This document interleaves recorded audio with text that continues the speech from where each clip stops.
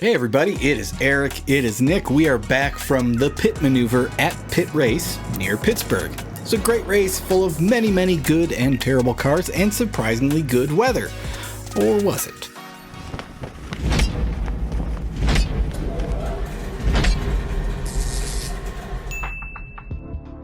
The weather was good for the race, we should say. Before the race, there were storms and rain on Thursday and Friday. Now, those storms happened to knock down a tree just outside of the racetrack entrance, but Blue Thunder Racing came by with their trailer still hooked up to their truck. They attached the tree to the truck, and with the trailer still attached, pulled the tree off of the road. That was an awesome start to the weekend. Let everybody get in early on Thursday night. As a whole, the themes and costumes at this event were spectacular, starting with Patapolemons. They had this great theme that didn't even win a trophy. Now, a little background. Patapolemons used to be called Patapalooza, and the team captain, Pat, used to throw this annual party called Patapalooza. Well, now that party is just going to a lemons race, hence Patapolemons. For this race, they dressed up their Buick like a Winnebago with the complete Breaking Bad theme, including Hector Salamanca and Pat himself as Walter White wearing tighty-whities on a 50-degree Pittsburgh day. That was one of the stars of the show in a very deep field of great themes. Then we had Do Me a Kindness in their Pontiac G5, who first of all bribed me with my car's old tailgate, complete with 24 hours of lemon stickers. That was hella sweet. It's a long story there. The car's gone, but that's all that's left. But as far as Do Me a Kindness goes, we were a little confused about the team name and the theme until they explained that they were paying homage to the greatest man in the history of selling RVs, Winnebago Man, and his sidekick, Tony. What does the line say, Tony? What is the line? Tony, do me a favor, will you please? Will you do me a kindness? Don't slam the door. And then we had the Slow and the Mellow. It's an Acura Integra, which was re-themed to RC from the Toy Story movies with the team members in full-on Toy Story costumes. That was hella sweet. This being a Pittsburgh race, I have to say there's a lot of cultural value in Pittsburgh as far as themes go. You've got the Yinzer accent. Yeah, I'm going downtown here. I got my eye rock off of blocks, you know. You've got parking chairs and Donnie Iris.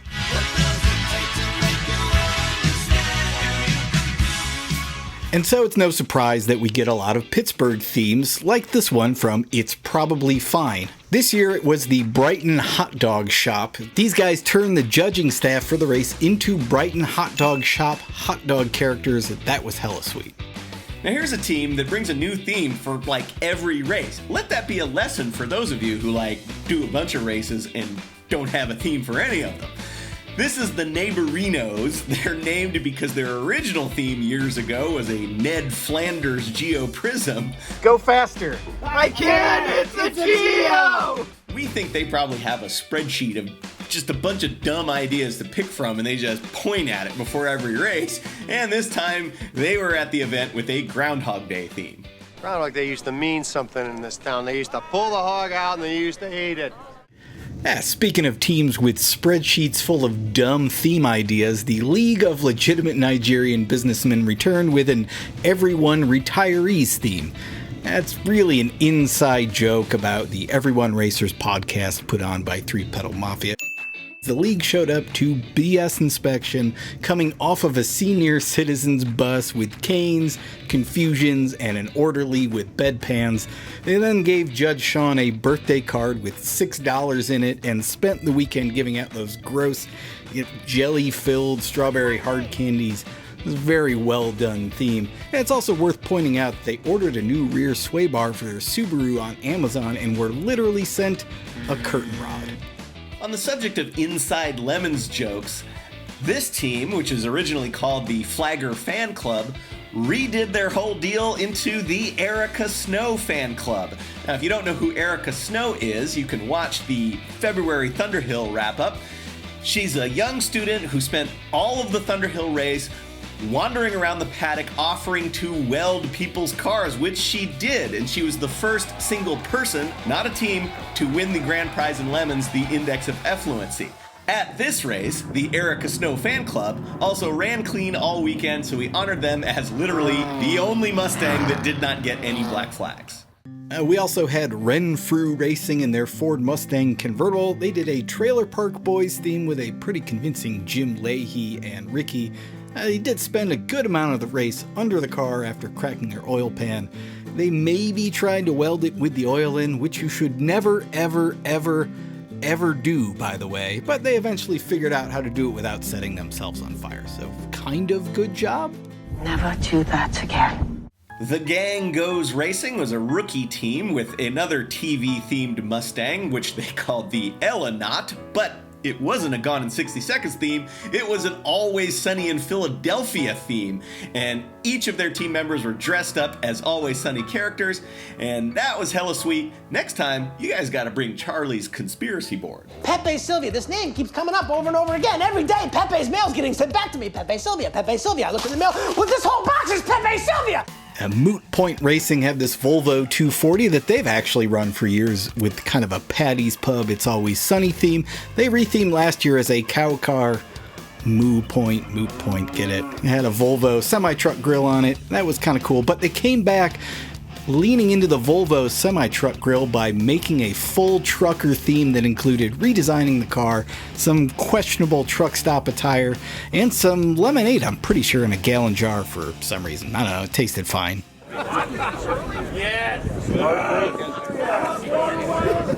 Now look, we understand that not everybody wants to walk around a Lemon's paddock dressed up in a giant inflatable costume, but if you don't, here's a good alternative. Just put loudspeakers on the outside of your BMW and blast a bunch of Eurobeat all weekend, just like the gadget inspectors did. And if you don't want costumes or a loudspeaker, you can do what Apocalyptic Racing did. Take a 1960s Mustang engine and put it in a 2000 Mustang. Now we saw this at Barber, and maybe we saw it before with an airport tug engine in it. It doesn't really matter because this thing ran the whole race with a Ford 200 in it, and even when the transmission checked out and stuck in second gear with a top speed of 45, they kept it on the track. That's hella sweet and a terrible car. The Lemons Rally All-Stars. We've talked about this truck before. It's a Chevy S10 with the 307 out of one of the team members' grandfather's old truck. They are Lemons Rally veterans, and for this race, they themed up as the Lemons Rally All-Stars. They had all of the stuff, paper maps. They're getting all excited about bridges. That's one of the main things that we highlight on Lemons Rally. And the whole thing was excellent. We also had Rainbow Dash Racing, which was kind of a My Little Pony themed Camaro, which is a great pair of opposites to put together. I like that. But the Pitt vehicle choice, that was excellent. We had a couple of very interesting rookie teams. We'll start with Cornfield Crusaders and their Ford Crown Victoria. They had the whole rookie outfit going. They had no idea really what they were doing. They had the rented U-Haul, and they brought a Callahan Auto Parts theme with, all of the accoutrement. They might have had a little black flag trouble, and then the transmission let all of the fluid out onto the racetrack, which the driver maybe didn't notice for pretty much an entire lap. A black flag all ensued. Nevertheless, they had a good time. They were smiling, even when they were putting it on the trailer. Now here's a rookie team, NOLA Racing Garage, with the bloated 4th gen Mitsubishi Eclipse. This thing's like the size and weight of an aircraft carrier, and it's got the 6G75 Mitsubishi V6. No shit. That's known for blowing up. They had a great speed racer theme, and during the race, that 6G75, well, it blew up. No shit. We had 3 teams at this race who were planning to race the following weekend at Carolina Motorsports Park. We'll start with the Vannenball and their Dodge Caravan. And the last time we saw the Vannenball, it had blown up its engine at NOLA. After that, they took it home, swapped in a new engine, and tidied up some of the wiring, which didn't quite work. Didn't run great, lasted about 3 laps, and then packed up. Seems like it might be the end of the Vannenball Odyssey for the year, although the team, again, is signed up for CMP, so we'll see what turns up. Another team signed up for CMP a week after this event was Bright Ideas Racing in their Chevy S10. This thing ran pretty good. They did have this issue with the ball joint. And another GM product running both races was Cheap Thrills and their North Star powered Cadillac STS. We finally saw them working on the car at the racetrack. It almost runs perfectly. They had blown a rad hose apart. Fix that? Looks kind of ugly for this car, which is to say better than most Lemons cars, and they're supposed to run 3 races in the next month, so we'll see how that pans out. So like 15 years ago, when we really started doing a full annual Lemons schedule, we started renting a lot of cars. And we were thinking at the time, like, man, these rental cars, what's the day we're gonna see these racing in Lemons? Well, the answer is today. Here's Atomic Dirt Racing in a Chevy Cruze. They did a surprisingly wholesome blues cruise theme with a mailbox, and they passed out surprise letters in the paddock. The car was fine. And in the pantheon of 15-year-old rental cars, Exorian Racing brought a Kia Spectra 5. Now, the last time we saw this team, they had an eBay turboed Ford Probe that had caught fire both of the times they had tried to run it, so they replaced it with this completely stock Kia Spectra 5. Had the G4 GC engine. No shit. It did not catch fire this year. No shit. Although we did catch them sorting through their bolt bucket. Now, pretty sure every Lemons team has a bolt bucket.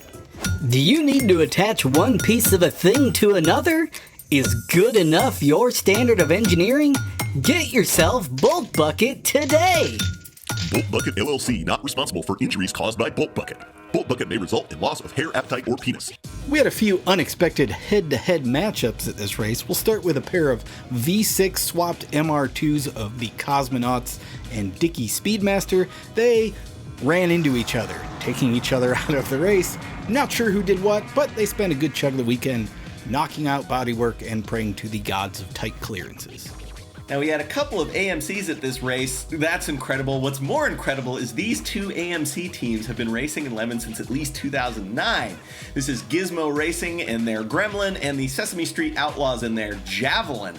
The Gremlin has this fur that's been on the car since probably 2016, and so it's extra moldy and whatnot. But it did beat the Javelin. That's got a Grand Wagoneer 360 that developed a horrible sound after about 90 minutes of racing. We had a hella sweet judging panel for this race, including Sean Rogers, Tim Burr, and Brian Traynor. Among the teams that they penalized were the Lifters in their Pontiac Fiero. Now, when they weren't overheating, these guys were unfortunately spinning the car, kind of just Fiero hallmarks, but they got the dreaded sexy car wash penalty. Luckily, it wasn't 50 degrees for this one. They didn't do so great on it, so the judges made them do it over and over until they got sufficiently sexy.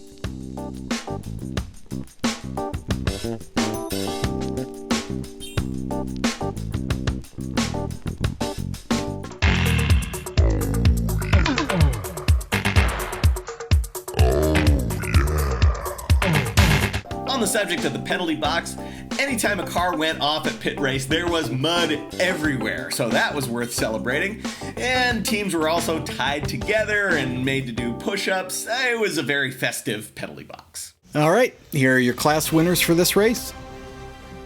Moving on to the trophies, we'll start somewhere slightly different. The team Mazdistopheles gave us this sweet signed Elvis portrait, obviously signed by Elvis and not just by them. We'll get to that shortly, but they wanted to give out an award to a teammate. Why would they do this? Well, they wanted to commemorate the time that the shop's feral cat had climbed into their race hauler before their first race and used their Miata seat as a litter box. Unbeknownst to Dale, who jumped in the seat after they rolled it out of the trailer and drove to Tech, then held up the cat turd to my face and asked, "What is this? What is this?" So, for that, they wanted to give them a trophy. I don't know. It was the weirdest thing I think that's ever happened at a trophy ceremony, so congratulations, Dale. Now, as for the Elvis portrait itself, it was given to Team Heavy Haulers in their Chrysler Cordova. Had a 360 automatic, and it blew up the radiator. They found a random radiator that sort of fit. They put it back in, they finished the race, and now they are part of the esteemed Brotherhood of Racers. The other two come from Valve Tap Racing. They had a good Doba and a bad Doba theme as they've done. This time it was kind of from the 1800s, but fittingly, the three were red, white, and blue. America. Now, one of those blew out its axle and was sitting there dead in the paddock, and the team returned to it to find that there was a safety notice on it, like for a violation, and they thought they were actually in trouble. And it turns out they weren't really in trouble. It was our special trophy winners ask us about our purity test score doing their bit again this year at Pitt Race. So for their thematic dedication to pretend safety work, we decided to play on OSHA's current motto, owning safety here and always, by giving them the Owning Their Theme Here and Always trophy. The heroic fix went to the Super Happy Fun Club. Now, this is a team that has been hinting to us that they're bringing something new. Yes! And different. Yes! And amazing. Yes! Well! And of course, that car was not ready for this race, and so they brought their backup. Now, usually when a team does that, it's like a Miata. But this team brought a Simca 1118.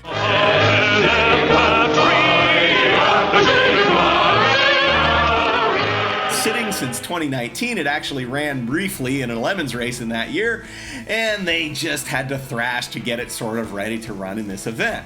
They arrived, the car still wasn't ready. They had enlisted help from a lot of people, including Manny from Sesame Street Outlaws. They had to replace a head gasket, they had to replace out a bunch of different tiny little single barrel carbs, and for most of the weekend, this is how we saw it.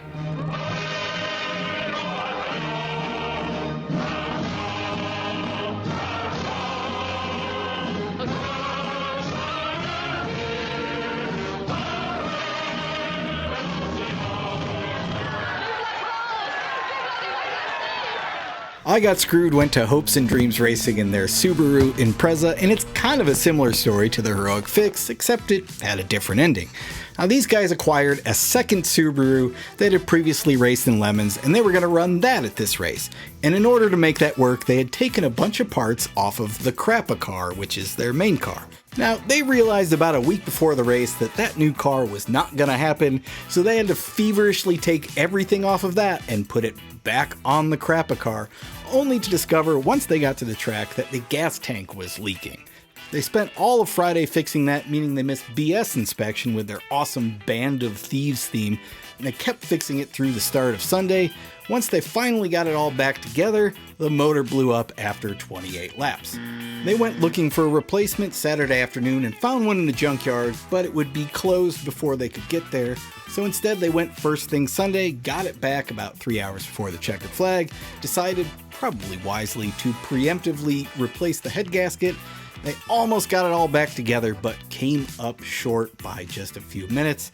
Now, if only there had been an engine in the paddock on Saturday, they could have borrowed. Hey, Randy, is this your spare? Yeah, you don't have to pander with all of that there sad dog music. You could have just had this. Judge's choice went to 3-Pedal Mafia. As you know, this team's got a whole bunch of cars, but they left them all at home except for one, the super reliable Mazda 3. What could possibly go wrong with this plan? I mean, what are they going to do? Immediately go out and spin off? Now, more importantly for us and the judges, they brought a great Statler and Waldorf theme from the Muppets. They roasted every team using their home-made opera box during BS inspection. It was a great theme, and as usual, they hosted an amazing potluck. Hurry, oh, no, it's a cheating Miata. Organizer's choice went to the Silver Heirs in their Mercedes C230. This was an all-rookie team who showed up. They were the most excited team I've seen in a long time. They had a terrible car, it was rusty, and it was kind of falling apart. Were they any good at the racing part? Not yet. They may get the hang of it. Were they enjoying the hell out of the weekend more than everybody else? Absolutely yes. Halloween Meets Gasoline went to Garage Heroes in Training in their Honda Civic. They did an amazing Top Gun / Top Gun Maverick theme. They buzzed the tower, they played sexy volleyball, they lost that love and feeling, they set up the classroom for their race briefing, and then finally they had a burial at sea for the D-Series engine that they killed. Now that brings us at last to the Index of Effluency, which went to the Wonderment Consortium and their Volkswagen Passat TDI. We've seen this team run various crap over the years, like a Volkswagen Quantum Synchro wagon, a Chrysler Conquest Hyundai Scoop, probably more stuff than that, but they came back with some thematic inspiration from a Kmart shopping cart that was dumped in Team Captain Derek's yard. Came apart. That's pretty good. Was it slow? Yes! Did it beat a lot of faster teams? Yes! Was it out of the ordinary? Yeah. Now, how is a boring white Passat out of the ordinary? Well, this team did not even bring fuel cans to refuel the car during the race. That's not usually a big deal, except the nearest diesel pumps are miles from the racetrack. Incredibly, the Passat ran the entire day, each day without refueling. One tank, 16 gallons of diesel per day. They drove it to the fuel station Saturday night, and they beat like 75 teams. That's domination. That's the index of Effluency. And this is Lemons in a nutshell.